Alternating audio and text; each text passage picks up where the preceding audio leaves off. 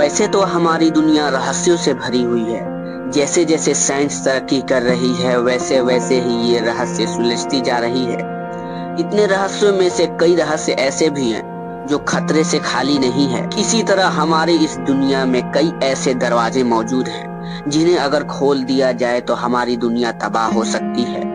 ये ऐसे दरवाजे हैं जो आज इतनी एडवांस टेक्नोलॉजी होने के बावजूद भी खोला नहीं जा सकता है। इन दरवाजों में से तो कुछ दरवाजे श्रापित भी हैं, तो कुछ दरवाजे ऐसे भी हैं जिसे न खोले जाने का राज किसी को भी नहीं पता है। और ऐसा भी नहीं है कि इन दरवाजों को कभी खोलने की कोशिश भी न की गई हो। समय समय पर कई लोगों ने इन दरवाजों को खोलने की कोशिश की गई। उनकी कोशिश के नतीजे से उनको अपनी जान से हाथ धोना पड़ा। तो दोस्तों, आज के इस वीडियो में हम कुछ ऐसी ही रहस्यमय दरवाजे के बारे में जानेंगे, तो वीडियो को पूरा एंड तक जरूर देखें। तो चलिए बिना देर किए वीडियो को स्टार्ट करते हैं। नंबर 1, श्री परमानंद स्वामी मंदिर। ये मंदिर केरल के राजधानी थिरुवनंतपुरम में मौजूद है, जिसे आज से 1400 साल पहले बनाया गया था। वैसे तो इसे मंदिर के आर्ट वर्कर्स इंजीनियर पूरी दुनिया से अलग है। ये मंदिर उस समय चर्चा में आया जब 2011 में सुप्रीम कोर्ट के ऑर्डर पर उस मंदिर में बने 5 खुफिया कमरे को खोला गया। वैसे तो इस मंदिर में टोटल 6 खुफिया कमरे हैं जिन्हें ए से लेकर एफ तक नाम दिया गया है। और जब इस मंदिर के 6 में से 5 कमरों को खोला गया तो उसके अंदर से जो मिला तो पूरी दुनिया को हिला कर रख दिया। ये 5 कमरे सोने, हीरे, जेवरात, कई सारे मूर्तियों से भरे हुए थे जिनकी टोटल कीमत $1 ट्रिलियन थी। लेकिन इन 6 कमरों में से एक कमरा खोलना अभी भी बाकी है। उस कमरे को वोल्ट बी नाम दिया गया है और इस कमरे के बाहर लोहे के दरवाजे लगा हुआ था। ऐसा माना जाता है कि इस दरवाजे को एक शराब के साथ बंद किया गया था और कोई साधु जिसे गरुड़ मंत्र का ज्ञान हो वही इस दरवाजे को खोल सकता है। लोगों का मानना है कि 1930 में लुटेरों के एक ग्रुप ने वोल्ट बी को खोलने की कोशिश की गई थी, लेकिन अचानक उन पे कोबरा सांपों ने हमला कर दिया। लेकिन ये सांप कहां से आए ये किसी को नहीं पता। Number 2, seal doors of Taj Mahal. वैसे तो ये बात हम सब जानते हैं कि शाहजहां ने 1631 ईस्वी में अपनी तीसरी पत्नी मुमताज महल की याद में बनवाया था। इस भव्य स्मारक के निर्माण में 20,000 कारीगर और 1,000 हाथी और 22 साल का समय लगा था। इस महल की बनावटी के साथ ही शाहजहां ने ताजमहल के नीचे कई रहस्यमय दरवाजे भी बनवाए थे। इन दरवाजों को आप ताजमहल के उस हिस्से में देख सकते हैं जो नदी के तरफ मौजूद है।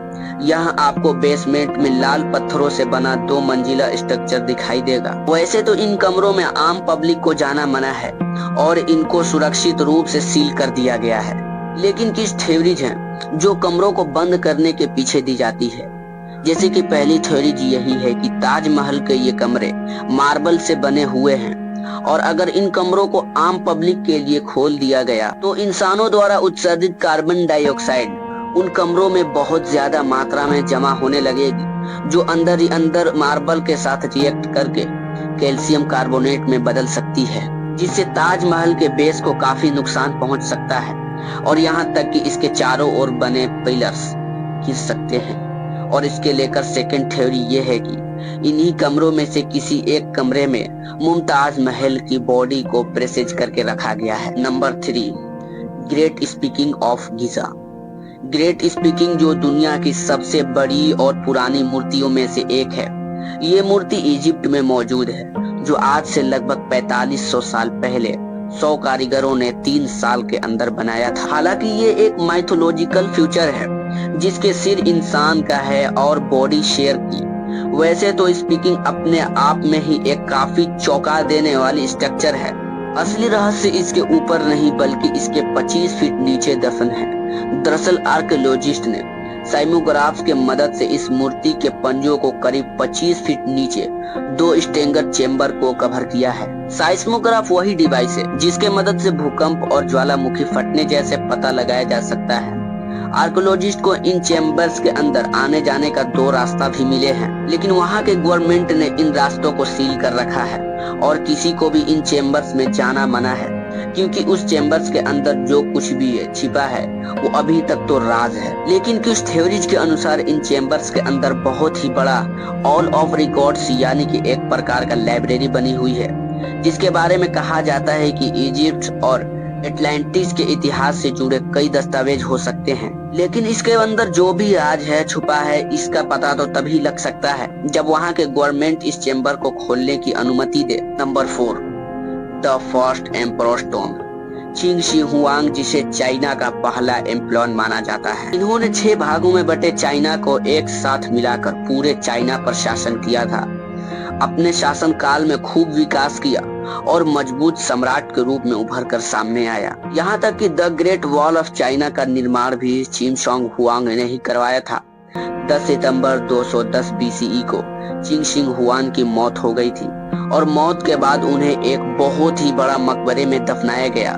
इसके लगभग 2000 साल बाद 1974 में जब कुछ किसान चाइना के शियान के कुछ ही दूरी पर कुआं बनाने के लिए खुदाई कर रहे थे, तो तभी अचानक उन्हें एक सैनिक की मूर्ति मिली।